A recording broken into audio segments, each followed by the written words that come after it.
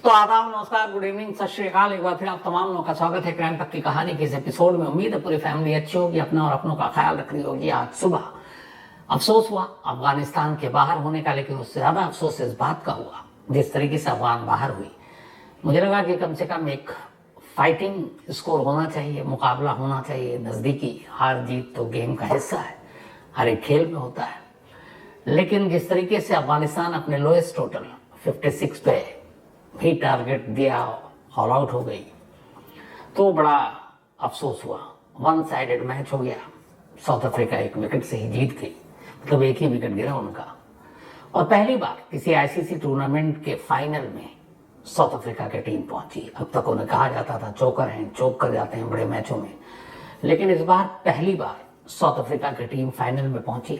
अफगानिस्तान का ये सफर खत्म, लेकिन अब अफगानिस्तान के लिए टूर्नामेंट कई मायनों में लाजवाब और हमेशा यादगार रहेगा। पहली बार अफगान की टीम टॉप 4 में पहुंची, पहली बार वो सुपर 8 में भी पहुंची, फिर सेमीफाइनल में पहुंची। ऑस्ट्रेलिया, न्यूजीलैंड जैसी टीमों को हराया तो खाली हाथ नहीं जा रही है। अफगानिस्तान की टीम ने दुनिया को दिखाया कि वो आने वाले वक्त की एक मजबूत टीम होगी। लेकिन अफसोसनाक तरीके से उनका सफर आज यहीं खत्म हुआ। अब साउथ अफ्रीका के सामने कौन, आज देर रात तक इसका खुलासा हो जाएगा। इंग्लैंड और इंडिया के बीच मैच, बादल और बारिश मंडरा रहे हैं, लेकिन खबर यह भी है कि शायद मौसम थोड़ा साफ भी हो रहा है। तो देखिए, करीब 250 मिनट यानी 4 घंटा 10 मिनट एक्स्ट्रा टाइम दिया गया है गुयाना में। और उस हिसाब से मुझे लगता है कि अगर ये मैच नहीं होता तो इंडिया थ्रू हो जाएगी फाइनल के लिए, क्योंकि पूल में उसने टॉप किया था और इंग्लैंड बाहर। लेकिन एक सच्चा और अच्छा क्रिकेट का जो फैन होता है वो ये मानकर चलता है कि गेम हो और मुकाबला हो और फिर हार जीत हो, फिर तय हो कि कौन फाइनल में जाएगा।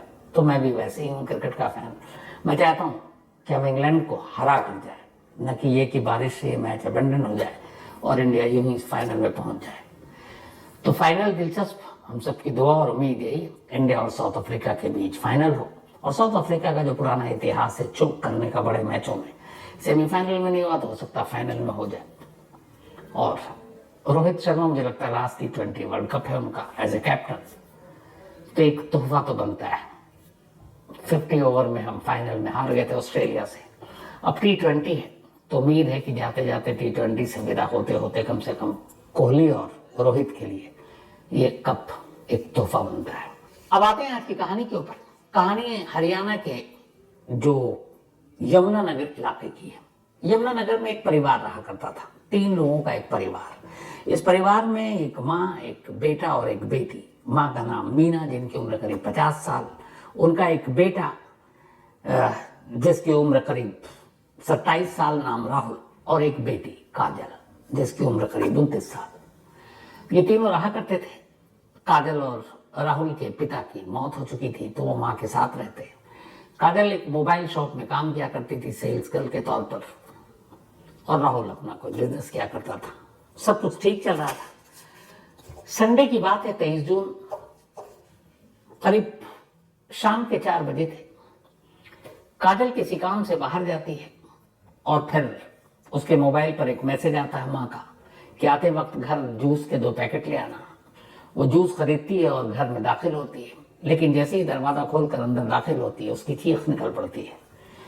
सामने उसकी माँ की लाश पड़ी थी। सर पे किसी चीज से गहरा वार किया गया था, थोड़ा सा खून बह रहा था। और वो निढाल, वो बदआवाज भागती है भाई को चिल्लाते हुए, राहुल राहुल। दूसरे कमरे की तरफ जाती है, चीख और बढ़ जाती है। दूसरे कमरे में भाई राहुल की लाश थी। राहुल और मीना, इन दोनों की जो लाशें थी लगभग एक जैसी। दोनों के सिर पर किसी गहरे चीज से वार किया गया, दोनों के गले को फिर घोंटा गया, गले पर निशान। अब काजल ये 2 लाशों को घर के अंदर देखते हुए, बदहवास चीखते हुए, चिल्लाते हुए घर के बाहर कदम रखती है। शोर सुनकर तमाम पड़ोसी आ जाते हैं। वो कुछ बताने की हालत में नहीं होती है, लेकिन फिर लोग अंदर दाखिल होते हैं, देखते हैं कि घर में काजल की माँ और भाई की लाश पड़ी है। उन्हीं में से कोई फौरन पुलिस को फोन करता है। पुलिस की टीम आती है। पुलिस की टीम आती है, घर की तफ्तीश करती है। लाश को पोस्टमार्टम के लिए भेज दिया जाता है। घर से तमाम जरूरी फिंगरप्रिंट्स उठाए जाते हैं। घर के अंदर का मंजर यूं था कि घर के हर कमरे को लगभग तहस नहस कर दिया गया था, चाहे वो अलमारी हो, बेड बॉक्स हो, सब कुछ खोलकर कपड़े बाहर पड़े हुए। ऐसा लगा कि हर चीज की तलाशी ली गई है। अब इधर काजल घर की इकलौती जिंदा बची लड़की और इत्तेफाक से वो उस वक्त बाहर थी। अब वही आगे की कहानी बता सकती थी। पुलिस ने थोड़ा इंतजार किया उसके नॉर्मल होने का। इसके बाद अब पुलिस उससे पूछताछ करती है कि आज के दिन क्या हुआ बताओ। तो बताती है कि मैं सुबह करीब 10 बजे घर से निकली थी और मैं ब्यूटी पार्लर गई, फिर वापस लौट रही थी। 2 बजे के आसपास माँ ने मुझे एक मैसेज भेजा कि जूस के 2 पैकेट ले आना। मैंने वो जूस का पैकेट लिया और उसके बाद घर आई। घर आने के बाद ये दोनों लाशें पड़ी थी। अब पुलिस ने फिर घर से भाई और माँ दोनों के मोबाइल भी लिए। मोबाइल में देखा कि हाँ 2 बजकर कुछ मिनट पर माँ ने यानी मीना ने अपनी बेटी को मैसेज किया है कि जूस लेते आना। अब पुलिस अपनी तफ्तीश आगे बढ़ाती है, आस पड़ोस के लोगों से पूछती है, रिश्तेदारों से पूछती है। नेक्स्ट डे अब पुलिस की पूरी टीम उस घर के इर्द गिर्द के सारे कैमरों को खंगालने का फैसला करती है। इत्तेफाक से एक अच्छी खुशखबरी आती है कि इस घर में भी एक सीसीटीवी कैमरा है। अब पुलिस उस कैमरे के में झांकने की कोशिश करती है, लेकिन हैरत अंगेज तौर पर पुलिस देखती है कि ये कैमरा 23 जून यानी संडे को सुबह 6 बजे से पहले तो काम कर रहा था। उसके सारे विजुअल रिकॉर्ड है हार्ड डिस्क पे। लेकिन 23 जून जिस दिन ये कत्ल हुआ उस दिन सुबह 6 बजे से ये कैमरा खराब नहीं है, बल्कि सीसीटीवी कैमरे को किसी ने स्विच को ऑफ कर दिया। अब ये बात बड़ी अजीब कि जिस दिन ये इंसिडेंट हुआ, एक घर में डबल मर्डर हुआ, उसी दिन एक सीसीटीवी कैमरे को कोई बंद कर देता है। तो बंद कौन करेगा? आमतौर पर किसी, अभी तक पुलिस यही मानकर चल रही है कि इस घर में लूटपाट हुई है, क्योंकि सारे चीजें, फिर बाद में पता चला गहने कैश सब गायब है। काजल ने घर में बताया कि उसकी माँ के इतने गहने थे। लेकिन अब लुटेरा आएगा और उसे ये कैसे पता कि किस जगह पर सीसीटीवी कैमरे का स्विच है, कहाँ ऑन ऑफ करना है। तो पुलिस, और दूसरी बात उसी दिन 6 बजे, तो पुलिस को बड़ा अजीब लगा कि ये क्या मामला है। पहली बार शक हुआ कि इसके अंदर कोई जानकार हो सकता है। अब पुलिसिया काम तो वैसे ही होता है, शक पे शक करो। अब उस घर के अंदर 3 लोग, एक ही जिंदा बची, तो पहला शक उसी पे करेगी पुलिस। पुलिस ने कहा चलो काजल से पूछताछ करते हैं। काजल से फिर से पूछा। उसने फिर से कहा कि मैं सुबह 10 बजे के करीब निकल गई थी। उसके बाद घर 3 से 4 के दरमियान लौटी, माँ के लिए जूस लेकर आई और मेरे सामने लाश पड़ी थी। अब पुलिस ने मोबाइल चेक किया, सब कुछ चेक किया, तो वाकई सारी बातें सही थी। अब तफ्तीश आगे बढ़ रही है, कातिल का कोई सुराग नहीं मिल रहा है। तभी पुलिस ने कहा कि आसपास इस जो काजल का घर है, अगर उसके घर में सीसीटीवी कैमरा है अंदर और बाहर, तो आसपास के लोगों ने भी लगा रखा होगा। यमुनानगर में बहुत सारे लोग लगा कर रखते हैं। तो पुलिस की टीम अब घर घर चेक करने लगी कि किस घर में सीसीटीवी कैमरे हैं। अब काजल का कैमरा बंद है, बाकी किसी खुले कैमरे से पुलिस उम्मीद से देख रही है कि वहां से कुछ मिले। आखिरकार थोड़ी मशक्कत के बाद पुलिस को कामयाबी मिली। दूर एक घर में एक सीसीटीवी कैमरा मिला। उस कैमरे का जो एंगल था वो बहुत सही था। वो कैमरा उस रास्ते की तरफ दिखा रहा था जिस रास्ते में काजल का घर था।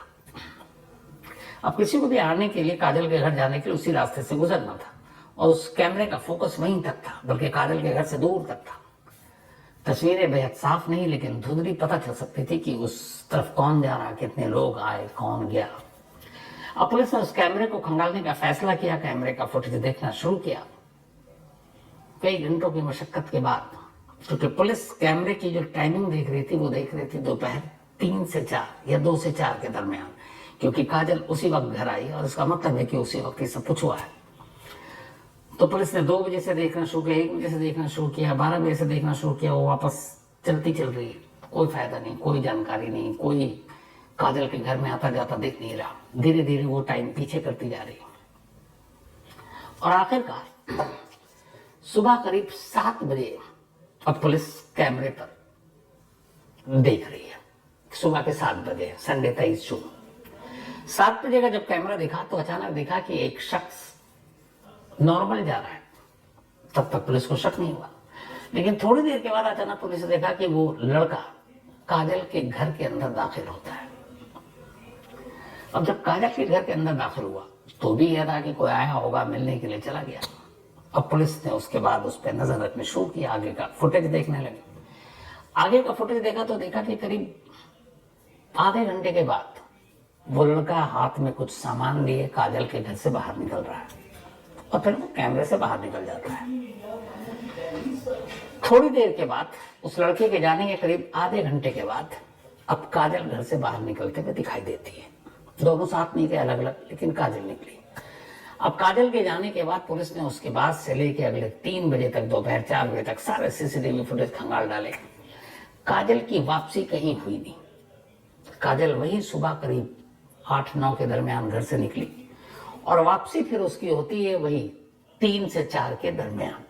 इस दौरान में ना वो आई और इस दौरान में ना कोई दूसरा उस घर के अंदर दाखिल होता है। अब ये 2 तस्वीरें गवाही दे रही थी कि सारी कहानी काजल और उस अनजान शख्स के बीच में ही छुपी है और उन्हीं से पता चलेगा। अब पुलिस काजल से फिर से पूछताछ करती है, कहती है बताया आप घर से कब निकली थी? वो कहती है कि 10 बजे। आप कब आई थी? उसने कहा 3 बजे। अब इसके बाद पुलिस उसे सीसीटीवी कैमरा निकाल कर दिखाती है, कहती है आप सुबह निकली थी 8 से 9 के दरमियान और आपसे पहले एक लड़का दाखिल हुआ था और उस लड़के के निकलने के फौरन बाद आप निकली थी आधे घंटे के अंदर अंदर। तो ये कौन है? पहले तो काजल ने सब कुछ मना कि मुझे नहीं मालूम क्या कैसे, और कह रही है। अच्छा, इस दौरान में 2 दिन बीत चुके हैं। तभी जब काजल से पूछताछ चल रही है, एक पुलिस वाला आता और कहता है कि सर वो पोस्टमार्टम रिपोर्ट शुरुआती आ गई। अब पुलिस पोस्टमार्टम रिपोर्ट जब देखती है तो उसमें एक बड़ी इंपॉर्टेंट लाइन थी। उसमें लिखा हुआ था टाइम ऑफ डेथ। मीना और राहुल के मरने का जो वक्त था पोस्टमार्टम रिपोर्ट में, वो दिखा रहा था सुबह करीब 8 से 10 बजे के दरमियान, जबकि काजल का बयान था कि वो निकली घर से, उसके बाद मां ने उसको मैसेज किया, वो मैसेज 2 बजे के बाद का है। तो इसका मतलब है कि कत्ल 3 से 4 के दरमियान हुआ होगा या 2 से 3 के दरमियान हुआ होगा। लेकिन पोस्टमार्टम रिपोर्ट 6-7 घंटे पहले मौत का वक्त बता रही है। अब पुलिस ने उन दोनों जो मैसेज मोबाइल था उसके टावर को भी खंगालना शुरू किया। जब मां ने मैसेज किया जूस के लिए, तो पता चला कि जब मां ने मैसेज किया और काजल के पास मैसेज आया, तब दोनों के मोबाइल टावर एक ही जगह दिखा रहे थे और वो घर नहीं था बल्कि घर के बाहर मार्केट था। यानी जब ये मैसेज किया गया तो मां का फोन भी काजल के ही पास था। तो क्या काजल ने अपनी मां के फोन से खुद अपने आप को मैसेज किया? मौत का वक्त, एक लोकेशन, सीसीटीवी कैमरा घर का बंद होना, ये सारी चीजें अब सीधे काजल को शक के घेरे में खड़ा कर रही थी। अब पुलिस ने सख्ती से पूछताछ की और फिर काजल के पास कोई जवाब नहीं था। काजल ने कहानी सुनाई, उस कहानी के साथ ही एक और कैरेक्टर आया और उसका नाम था क्रिश, और पुलिस क्रिश साहब को भी ले आई पकड़कर। फिर क्रिश को जब लाया गया, उसके बाद इन दोनों से पूछताछ शुरू हुई तो फिर इन दोनों ने पूरी कहानी सुनाई। कहानी बेचैन करने वाली कहानी, वही जिसमें मैं बार बार कहता हूं कि कोई रिश्ता बचा नहीं है। ये पूरी कहानी का सार ये था कि काजल अपनी माँ और भाई के साथ रहा करती थी। बचपन में भाई और बहन में ज्यादा उम्र का फासला था नहीं, करीब 2 साल का था, तो दोनों साथ साथ पले बढ़े। बेटे से घर वालों को प्यार था तो बेटी को भी वो बेटे की तरह ही कपड़े पहनाते, उसे भी लड़के की तरह रखते, बाल छोटे छोटे रखते। धीरे धीरे इसी माहौल में काजल पली पड़ी। अब माँ बाप को लगा कि दोनों को एक साथ एक ही तरीके से ट्रीट कर रहे हैं, पर उन्होंने पता नहीं था कि बड़ी होकर काजल जो है वो लड़कियों जैसे कुछ हरकत ही नहीं करेगी, न कपड़े पहनेगी, वो अपने आप को तब भी लड़का मानेंगी। और जैसे जैसे वो बड़ी हुई, वो अपने आप को हमेशा लड़कों के साथ रखती, लड़कों के साथ खेलती, लड़कों के साथ उठती बैठती, कोई लड़की उसकी दोस्त नहीं थी। अब जब बड़ी हुई तो माँ को फिक्र हुई, उन्होंने कहा कि बेटी तुम लड़की हो, थोड़ी सी लड़कियों की तरह रहो, कहाँ तुम लड़कों की तरह। और इस पे लेके अक्सर झगड़ा होता माँ बेटी में। यहाँ तक कि फिर उसने इंस्टाग्राम पे अपना एक नवाब के नाम से आईडी भी बनाई और उसमें बहुत सारी रील डालती, और हर रील में वो लड़कों की तरह कपड़े पहनती, लड़कों की तरह रहती, उसके सारे दोस्त भी लड़के। तो माँ बाप उसको टोकते रहते थे। फिर एक वक्त हुआ जब उसने अपनी एक सहेली से अपने भाई की शादी करवा दी, राहुल की। लेकिन उस सहेली के साथ भी काजल के कुछ अजीब रिश्ते थे, जिसकी वजह से बाद में राहुल का रिश्ता टूट गया और शादी के बाद पति पत्नी अलग हो गए। फिर एक दूसरी लड़की से राहुल की शादी हुई, यानी कि काजल के भाई की। उसे भी घर का ये माहौल अजीब लगा, वो भी चली गई राहुल को छोड़कर। अब इन सारी चीजों के लिए राहुल और उसकी माँ काजल को जिम्मेदार ठहराने लगे। काजल इन चीजों को लेकर परेशान, यहां तक कि फिर काजल उसी घर में रहती, लेकिन फर्स्ट फ्लोर पर वो अपने एक अलग कमरे में शिफ्ट हो गई। एक ही छत के नीचे रहते तीनों, लेकिन बातचीत नहीं होती। धीरे धीरे वक्त बीता। अब काजल को लगा कि ये माँ और भाई मेरी जिंदगी में बहुत बड़े रोड़े हैं, ये मुझे मेरी तरह से जिंदगी जीने से रोक रहे हैं, तो इनका कुछ करना चाहिए। और फिर इस हद तक पागल हो गई कि उसे लगा कि इन दोनों को मार देना चाहिए। काजल ने ठान लिया कि वो अपने माँ और भाई को मारेगी, लेकिन अकेले उसके बस की बात थी नहीं। तो उसने कहा क्या करूं। तभी उसे याद आया कि उसकी फैमिली में उसकी मौसी, उसके ममेरे भाई, इन सब के बीच में प्रॉपर्टी को लेकर झगड़ा है। उसने कहा झगड़े का फायदा उठाते हैं। उसके मामा के दो बेटे थे, एक का नाम है ईशांत और एक का नाम है क्रिश। प्रॉपर्टी कुछ थी पुश्तैनी, जो काजल की माँ और इन लोगों के बीच में विवाद की वजह थी। तो अब धीरे धीरे काजल ने दोस्ती की अपने ममेरे भाइयों से, यानी कि ईशांत और क्रिश। फिर एक रोज उसने ईशांत से कहा कि देखो, मैं बहुत कर्जे में डूब गई हूं और मुझे 2 कत्ल करने हैं। अगर तुम मेरे कत्ल में मदद करोगे तो मैं तुमको 50,000 रुपए भी दूंगी, और साथ में जो मेरी माँ तुम लोगों को तुम्हारे प्रॉपर्टी का हिस्सा नहीं दे रही है, वो मैं तुमको तुम्हारा वो मकान सब दे दूंगी। ईशांत पहले तो तैयार हो गया, लेकिन फिर वो घबरा गया। उसने कहा नहीं, मुझसे ये कत्ल। जब उसको बताया कि कत्ल किसका करना, पहले उसने पूछा, तो काजल ने कहा कि मेरी मम्मी और मेरे भाई। ये सुनकर ईशांत घबरा गया। उसने कहा नहीं, मैं ये कत्ल नहीं कर सकता। अब सारी चीजें उसे पता थी, तो उसने कहा एक काम करो, तुम किसी और से करा लो, मैं नहीं करूंगा। अब काजल को लगा क्या करूं, तो उसने उसके दूसरे भाई, छोटे भाई क्रिश को पकड़ा और क्रिश को कहा कि देखो, ईशान ने तो मना कर दिया, मैं तुम्हें पैसे दूंगी 50,000, साथ में तुम्हें एक मकान तुम्हारे नाम कर दूंगी, तुम मदद कर दो। क्रिश को भी अपनी मामी से बदला लेना था, प्रॉपर्टी को लेकर झगड़ा था, वो तैयार हो गया। और इसी के बाद 23 जून की सुबह वो घर पहुंचता है। वहां उस वक्त उसका भाई शेव कर रहा था किसी अलग जगह पर। अंदर क्रिश को बुलाती है और माँ के कमरे में जाती है, वहां एक किसी वजनी चीज से सर पे मारती है और फिर मोबाइल के चार्जर से उसका गला घोंट देती है।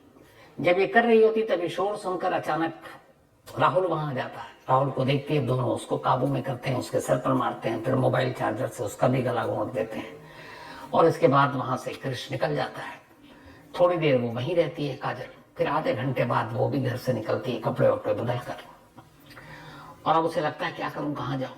इधर उधर मार्केट में घूमती है। जाने से पहले वो घर के माँ के सारे जेवर निकाल लेती है और उस जेवर को अपनी स्कूटी की डिग्गी में डाल देती है, ताकि पुलिस को ये लगे कि सब चोरी हो गया।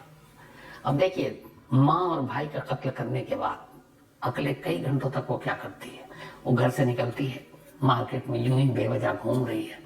फिर लगता है कि अभी टाइम पास करना है, लोगों को मतलब मैं घर से बाहर ज्यादा देर रहूं, तभी पहुंचूं, तभी कहानी गढ़ूं। तो टाइम पास कैसे हो। इधर उधर घूमते घूमते आखिर में वो फिर एक ब्यूटी पार्लर में पहुंच जाती है। 2 कत्ल करके घर से आई है, उसके बाद वो ब्यूटी पार्लर में जाती है, अपने बाल स्ट्रेट कराती है। ब्यूटी पार्लर में अच्छा खासा वक्त जब बीत जाता है तो फिर इधर उधर घूमते घामते, माँ का मोबाइल साथ में था, फिर वो माँ के मोबाइल से खुद को एक मैसेज करती है, आते वक्त 2 जूस ले आना ताकि उसमें टाइमिंग हो कि इस वक्त तक वो जिंदा है। और फिर वो जूस लेती है। जूस लेने के बाद 3 बजे के आसपास घर में दाखिल होती है और उसके बाद प्लानिंग के हिसाब से फिर वो शोर मचाती है। पुलिस को कॉल किया जाता है, पुलिस आती है, लेकिन एक बंद सीसीटीवी कैमरे ने, क्योंकि घर के अंदर अगर लूटपाट कोई होगा तो अचानक कोई इस तरह से कैमरा बंद नहीं करता है, और बंद कैमरे ने पुलिस को पहला क्लू दिया था और एक दूसरे खुले कैमरे ने फिर दूसरा क्लू दिया। और इस तरीके से अब काजल, क्रिश इन दोनों को पहले गिरफ्तार किया गया और फिर बाद में ईशांत को भी गिरफ्तार किया गया। हालांकि कत्ल के वक्त ईशांत घर पर नहीं था, न इस कत्ल में वो शामिल था, लेकिन इस कत्ल की साजिश के बारे में उसे पूरी जानकारी थी। यहां तक कि कत्ल के बाद कृष ने ईशांत को बताया भी था फोन पे कि हमने उन दोनों को मार डाला है। तो कायदे से अगर आप साजिश में शामिल हैं तो फिर आप जुर्म में बराबर के शरीक हैं, आपके ऊपर भी वही सारी सेक्शन धाराएं लगेंगी। इसलिए कि अगर आपको साजिश मालूम थी, आप अगर ये पहले पुलिस को बता देते या फिर राहुल और उसकी मां को ही बता देते तो 2 जिंदगियां बच जाती।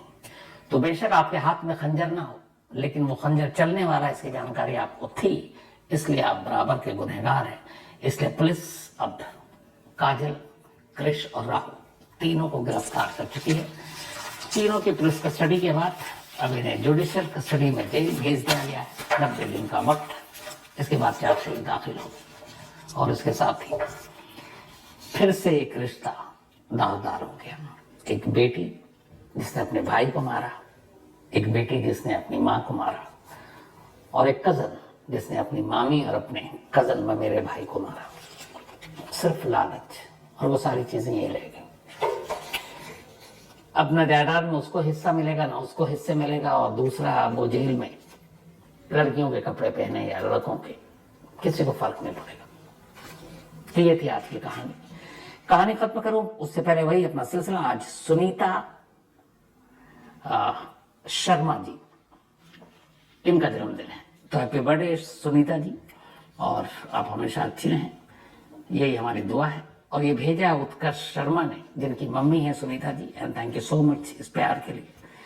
चेतन राम जाखड़, इनका भी आज बर्थडे है, हैप्पी बर्थडे चेतन राम भाई, और ये बाड़मेर से है।